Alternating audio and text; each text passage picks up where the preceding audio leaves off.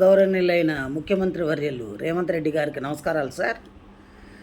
నిన్న అసెంబ్లీలో బాగా చెప్పారు సార్. మీరు ఏమనంటే జీతాలు కూడా నేను అడుక్కొని చేబోదులు తీసుకొని ఇస్తున్నానని. అంత దుస్థితి ఎందుకు పట్టింది? కేసీఆర్ గారు తప్పు చేశారు కాదనట్ల. మరి ఆనాడు అసెంబ్లీ కట్టేటప్పుడు మీరు ఎందుకు అడ్డపడలేకపోయారు? కోర్టు కేసులు ఎందుకు వేయలేకపోయారు? దాన్ని ఎందుకు ఆపలేకపోయారు? ఆపలేదు. సరే, అయిపోయింది. మేము ఎంప్లాయీస్ కట్టే ట్యాక్సీలతోటి మిమ్మల్ని ఉచిత పథకాలు ఎవడు పంచమన్నాడు? ఉచిత పథకాలు ఎందుకు? ఉచిత పథకాలు ఇచ్చి మా జీవితాలు నాశనం చేయమని చెప్పినోడు ఎవడు లేడు కదా. ఎవరు చెప్పారు మీకు? ఉద్యోగస్తులకు బడ్జెట్ ఉంటుంది కదా. మా జీతాలు మాకున్నప్పుడు మాది మీరు ఇంకా అడుక్కునేది ఎందుకు? వేరే దానికి ఎందుకు ఉపయోగిస్తున్నారు? ఫ్రీ బస్సు ఎవరు పెట్టమన్నారు? ఎవడైనా ఈ రోజుల్లో మరీ కూటికి లేని పేదలు నిరుపేదలు ఉంటే ఆధార్ కార్డు చూపెడితే వాళ్ళకి ఇవ్వాలి. అంతేగాని ఒక కూలోడు బయటకు వస్తే 800 రూపాయలు, 1000 రూపాయలు మగవాళ్ళకి, ఆడవాళ్ళకి 800. అలా సంపాదిస్తున్నప్పుడు అది తీసుకెళ్ళి ఎక్కడ పోస్తున్నారు? బ్రాందీ షాపుల్లో పోస్తున్నారు.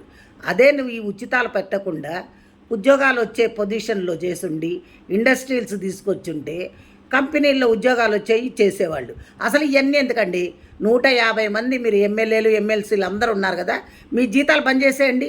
మీకు జీతాలు ఎందుకు? 10 కార్లు ఎందుకు? మీ సొంత పైసలు పెట్టుకొని వాడుకోండి. కోట్లు పెట్టందే మీరు ఎమ్మెల్యేలు కావట్లా. అలాంటప్పుడు మీకు అన్ని వసతులు కావాలి, 1వ తారీఖు జీతాలు కావాలి, మీరు ఫండ్స్ కావాలి, మెడికల్ బిల్స్ కావాలి, అన్నీ కావాలి. ప్లెయిన్లో ఊరికనే తిరగాలి, ఇవన్నీ కావాలి. ఇవన్నీ ఎక్కడి నుంచి వచ్చినాయండి? ప్రజల సొమ్మండి, మేము కట్టే ట్యాక్సులు అండి. మా ట్యాక్సుల పైసలు మిమ్మల్ని ఉచితాలుగా వాడుకోమని చెప్పినోడు ఎవడు? ఏ రాజ్యాంగంలో రాసిందో చెప్పండి.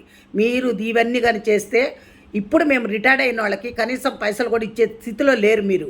అంటే అప్పులు చేశాడు కేసీఆర్. అప్పులు చేసిపోయిన ముఖ్యమంత్రి ఒక ఆయన ఆస్తులు నీకు దమ్ముంటే ఆయన ఆస్తుల్ని ఏలమేయండి. ఆయన ఆస్తుల్ని జప్తు చేసి అప్పులు కట్టించండి. ఇది ఒక చట్టం దాండి. స్టేట్ కానీ సెంట్రల్ కానీ మీ ఇష్టం వచ్చినట్టు వాడుకొని మాకు ఉచితాలు ఇస్తున్నాం, మీకు ఉచితాలు ఇస్తున్నాం అని చెప్తున్నారు. ఉచితాలు ఎవరికి ఇస్తున్నారు? ఉచితాల పేర్లతోటి మీ కార్యకర్తలకి దోసి పెట్టుకుంటున్నారు. అంతేగాని మీరు ఎవరికి ఏం చెయ్యట్లా, న్యాయం జరగట్లే అక్కడ. కాబట్టి దయచేసి మీరు ఇంకోసారి ఈ పిచ్చి సలహాలు ఇవ్వకుండా ఇప్పుడు ఎవరికైతే క్లాస్ 4th ఎంప్లాయీస్ కూడా జీపీఎఫ్ పెట్టుకుంటే బిల్లులు ఇచ్చే స్థితిలో లేకుండా అయిపోయారంటే ఏమనుకుంటున్నారు? ముందు అర్జెంటుగా మా బిల్లులు మాకు పాస్ చేయండి. రిటైర్డ్ అయిన వాళ్ళకి మర్యాదపూర్వకంగా డబ్బులు ఇచ్చి పంపించండి. అది పద్ధతి. అందరు తిరగబడితే మటుకు ఊరుకునేది లేదు సార్. ఇది మంచిగా ఉండదు కూడా నేను చెప్తున్నా. Thank you.